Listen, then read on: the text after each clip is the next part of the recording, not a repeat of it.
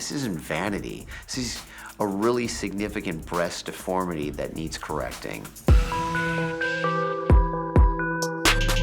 Let's get into some details, okay? So what's the thing that's really brought you here today? My breasts. So you've had breast surgery before, right? I have. This would be my third. Thus far, this has been a process for me.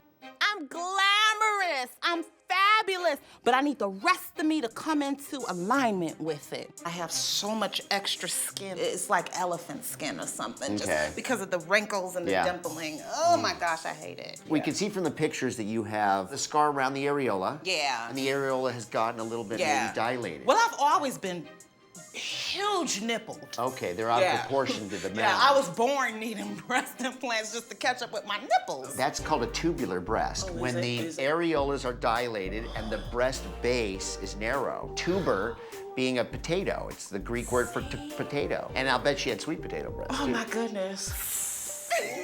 You're actually, you really are freaky. I just know with these new cans and a new nose. Oh, the nose. Let's talk about the nose. This is news to me because Tiffany did not mark anything on her paperwork indicating that she wanted a nose job. So the thing that concerns me about my nose is that my nose leaks a lot. So basically, you're telling me it's called rhinorrhea. So you're saying, I know, that's what it's called. I mean, we'll examine, you know, and we'll take a peek. It's very sensitive to the air, and if it gets cold, I'm just leaking. So I'm hoping that the leaking will stop. Okay, so the perfect distance between the clavicles to the nipple is 21 centimeters. You are 32. So you're 11 centimeters lower than you should be. Tiffany's previous doctor went too far. She has extremely large breast implants with very stretched out skin and a lot of droopiness. She can need a lot of surgery. But I will tell you, the more I have to raise you, the greater the amount of tension around the implant. And the greater the amount of tension, the greater chance the scar will widen, and the greater the risk. This is not an easy case. Okay. This isn't vanity. This is a really significant breast deformity that needs correcting. I'm not gonna lie, I'm a little bit nervous, but I'm confident in my decision. I've always been a little fake on the exterior, but real where it counts, which is that heart. Yeah, my man, heart so- is the only real organ in my body. Look at the hair, dude. Get off my hair. Nice. Get off my hair. That's nice, man. That's really nice. It's really you there. Shut up. This surgery couldn't have came at a better time in my life. I have some good offers on the table, and I know that these two doctors are going to just give me the extra edge that I need to be greater than before. Okay, so I'm gonna start the rib, and then we'll do the fascia at the same time so we can rock and roll. When Paul and I do simultaneous surgery, it's a very complicated orchestra of moves in which we have to make sure we both enhance and not interfere with each other. But let's make sure we give her a good operation. She's had some crappy surgery in the past. Yes, me. The plan for Tiffany is to start by harvesting rib cartilage through an incision under the breast. Then while I'm using that to build up the bridge of her nose and fix her deviated septum, Terry will be swapping out her implants and giving her a breast lift. So I'm gonna start now while right through the I'm scar. waiting. So at this stage, we were just getting down to the top of the rib. Looks like it's a little bit calcified. When we use the word calcification, what we're saying is that cartilage, which is moldable or bendable, becomes very hard and we can't carve it. We need to be able to carve cartilage to put it inside the nose. Unless that's bone right there. How goes? The cartilage bone is actually a little bit more medial than we thought. The longer I stand there and the time is tick-tocking away, the more I realize the less time I'm gonna have on her complicated breasts. Because there's a limit to how much anesthesia a person can tolerate in one session. That's bone. It doesn't feel clean coming off. You don't want to keep a patient on anesthesia too long because all it does is increase the risks of something bad happening. How's it going? Okay, so the rib is coming out right now, and I had to go a little bit more laterally, How far lateral did you have to go? 7 Okay. centimeters, Could you do me a favor? Could you measure the width of the breast? about 14 and a half or so. Okay, so you had to lift up 7 of that 14 and a half. That lower blood supply might be impaired. You know, as a surgeon, I'm having a bit of an oh crap moment. Paul did more than I anticipated. That risks the blood supply to the nipple, so I'm concerned. not to mention the anesthesia. So you have how much longer on the nose? About a good 4.5 hours. And I have We're done about with it. 4.5, so that would take us over 8 hours of anesthesia. And there's the potential problem with the blood supply to my nipple. It's not happening today. There's not gonna be enough time to do a good job on both the breasts and the nose. It just makes the little hairs stand up the back of my neck. We're used to stressful environments in surgery, but we always have to keep our cool and do the right thing for the patient. No, then let's not do it. Then the thing is, when she wakes up, we'll have that discussion with her. Today is about closing a major chapter in my life. A few weeks after I had my rhinoplasty, I went back in and got my breasts done. Every ounce of pain was worth it. I feel like there's nothing that I cannot do. And I cannot wait to share that with my friends.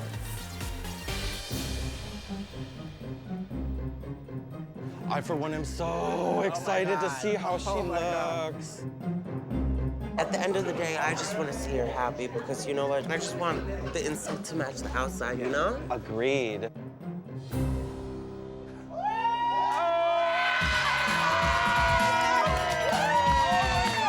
That's my girl right there! Seeing everyone's faces and how low their jaws have dropped, it's like the world to me. Hold on.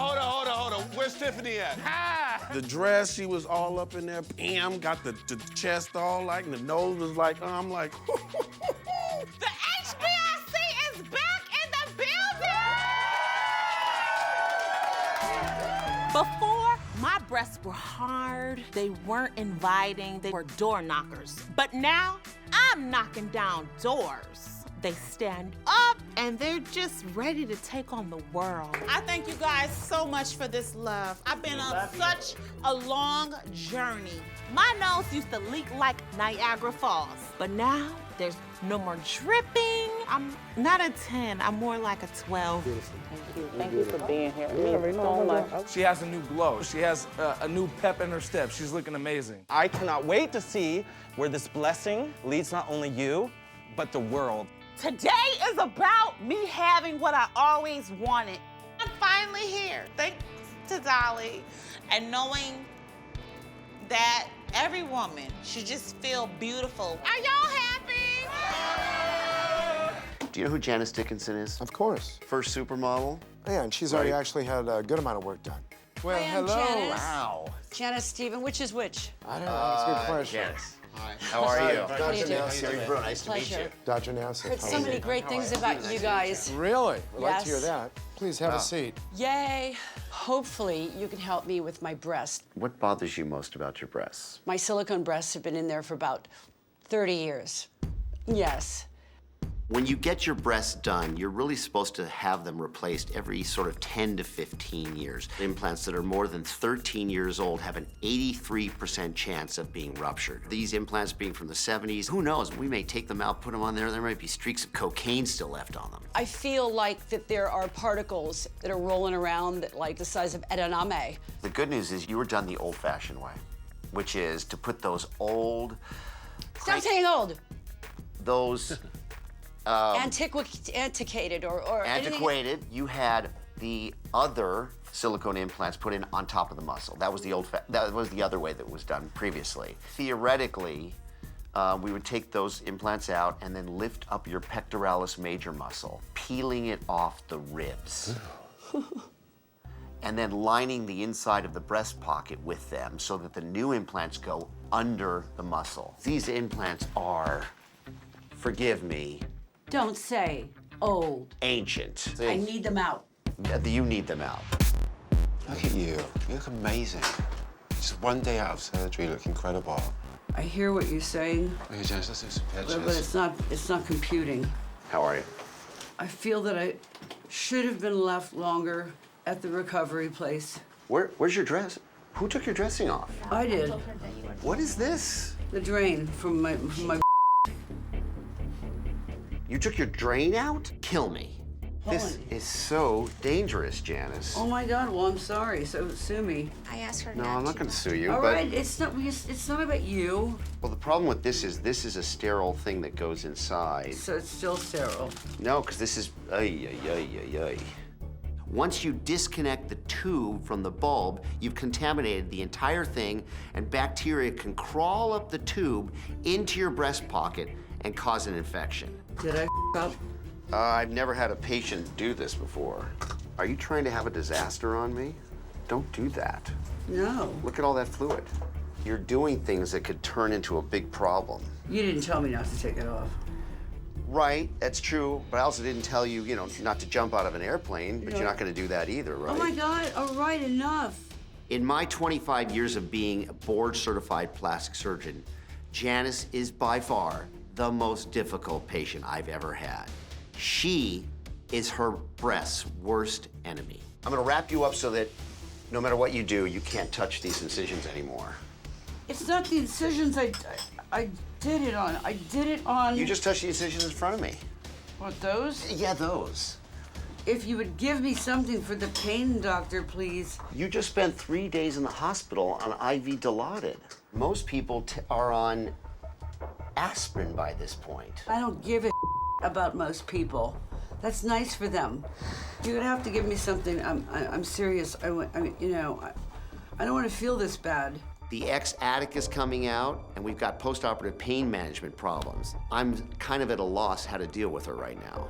It hurts to blow my nose. It hurts to take a I'm in a lot of agony. So I want to be prescribed for 2 or 3 days the same that I had at the hospital. This is classic drug-seeking behavior. So let me tell you why this one hurts more than that one.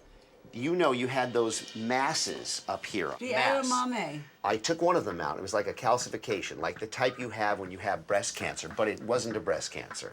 It will not be a breast cancer. It's just a reaction to the little micro rupture of the silicone, okay? Thankfully, they're benign.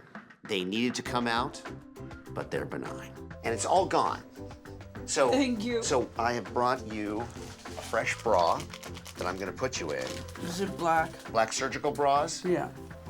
No. This isn't the Victoria's Secret's lingerie catalog. This is recovery. Get it together. But I mean, you're gonna go out? Yeah, I have to work. You're going out tonight? Of course. With drains in place? Yeah, she needs to be seen. She needs to show Seen up. with drains and narcotics on board? You had 4.5 hours of reconstructive surgery. Can I talk turkey with you for a second? Yeah. Can I be a little, Can I be brutal? real. Can I be a little brutal? You're gonna this up.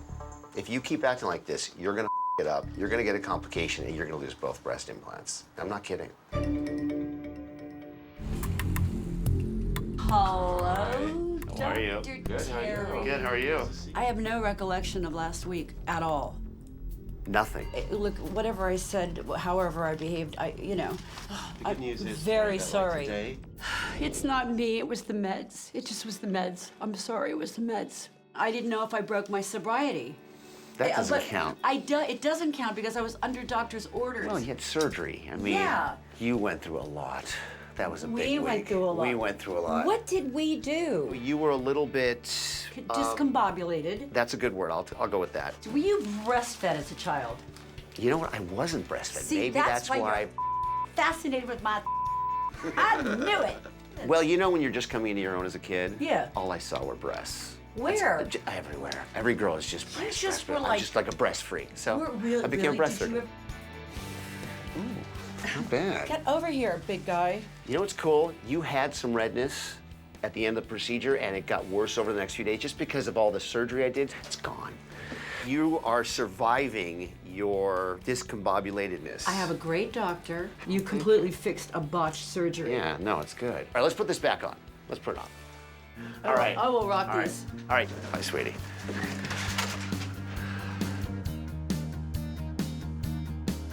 Today's a really big day for me. I'm shooting my own campaign for a new skincare that I'm launching called The Answer. I'm so excited.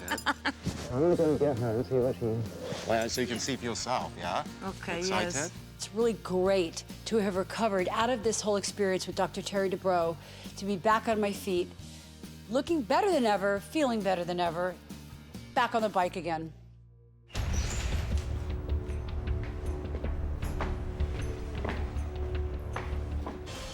house of Janice. Hello. Ah, bella. Sei bellissima. You look very nice. I'm gonna have to apologize to Rocky. I just had some thoughts about you. Finally. Mwah. I love you so much. Love you. Before the surgery, my breasts had rippling and they met all the way together that I looked like I had a Today, they're perfect. Oh, beautiful. Yes. Bellissima. Fammi vedere le tette. I will be going to the beach and putting on the skimpiest bikinis I can get my hot little hands on, and I challenge the paparazzi to take pictures of them and try to find fault in them. I can't wait to get on a pogo stick naked and just bounce up and down. I look great. Should we do a nude? Let's do a nude. Stephen, darling, taste the nude. Woo! Yeah, man, what is this? Ce l'ho, eh. Woo! Yeah, baby! Grande, cazzo, grande. My name is Dwight Eubanks, and I f***ed up my nose. My nose is non-functionable, but pretty. I can't breathe, I'm not getting circulation. I'm always having sinus infection, so I f***ed it up. You may know me from The Real Housewives of Atlanta or Married to Medicine. I'm a guru of beauty and style. I was born in Atlanta, Georgia, in the heart of the ghetto. My mother was very religious. The presence of God in our household was everything. Growing up, I was given a basketball or football. I never wanted to play with the balls, those kind of balls at that time. As a kid, I did not like my nose. It was wide, it was long. You could drive a car right up in it.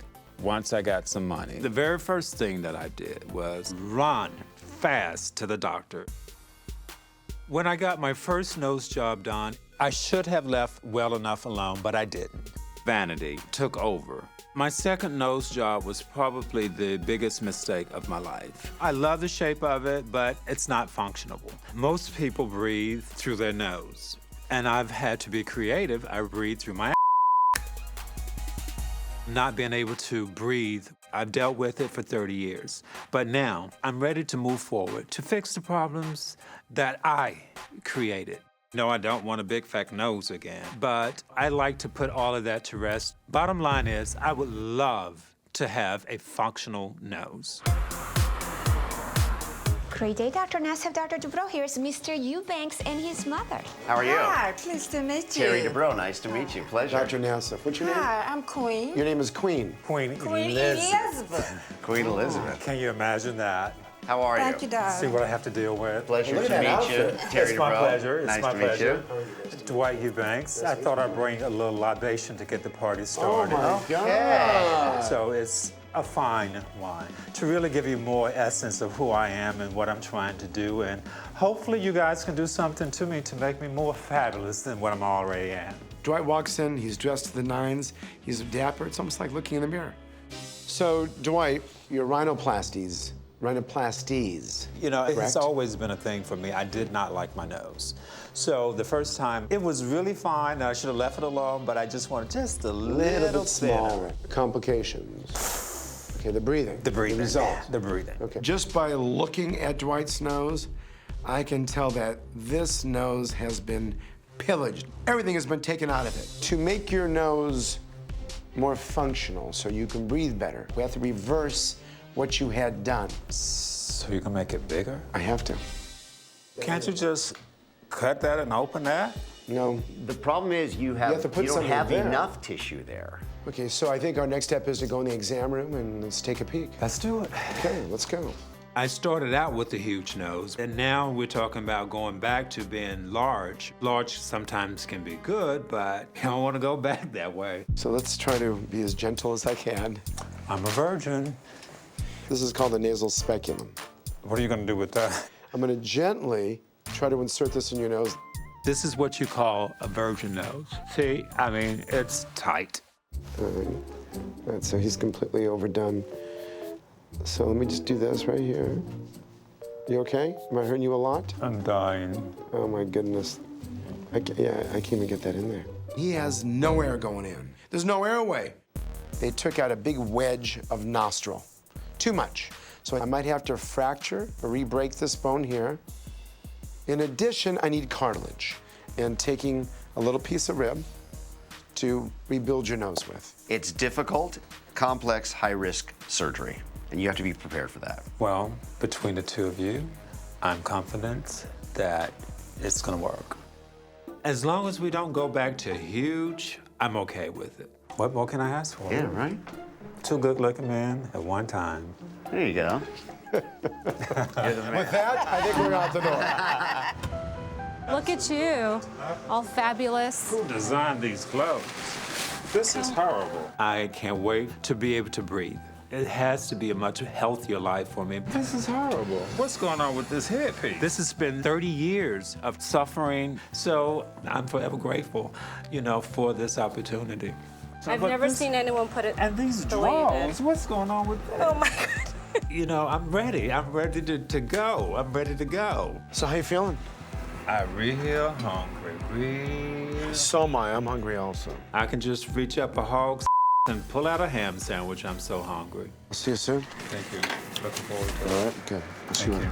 My pleasure. Dwight's nose is extremely botched. So what's difficult about this surgery is we have a fine balance between function and aesthetics. For Dwight's surgery, my team and I will begin by harvesting cartilage from his rib and ear composite grafts made out of skin and cartilage at the same time. Next, we'll straighten the nose by fracturing the bone and adding cartilage to build it up. Then we'll use the composite grafts to expand the nostrils and open the airway. My old nose held me back from the simple things in life. Being able to stop and smell the roses. The day after surgery, I could breathe. It was a domino effect. I had more energy. I can think clearer. Food tastes better. That oxygen just makes a difference in your life. It's like being baptized, dipped in the holy water, and being made new. The old nose is dead. We have to bury it, but not in sadness, but in joy. The only requirement that I gave my guests was to wear black.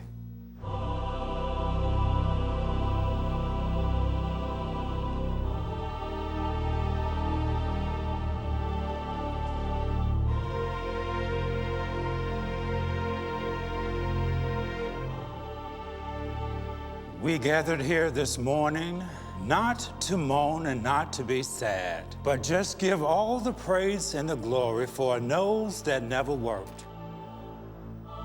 Out with the old and in with the new. Oh! Woo!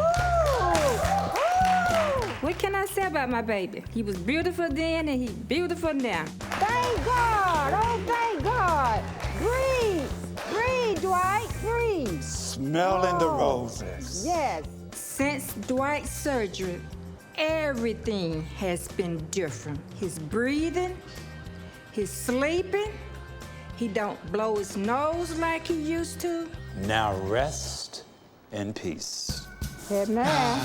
Before my surgery, my nose was so tight, nothing could get up it, or nothing could get out of it. Now that I've had the surgery done, I can breathe, I can smell, I taste things differently, I can feel a difference. And that one difference was not physical appearance, but the ability to breathe.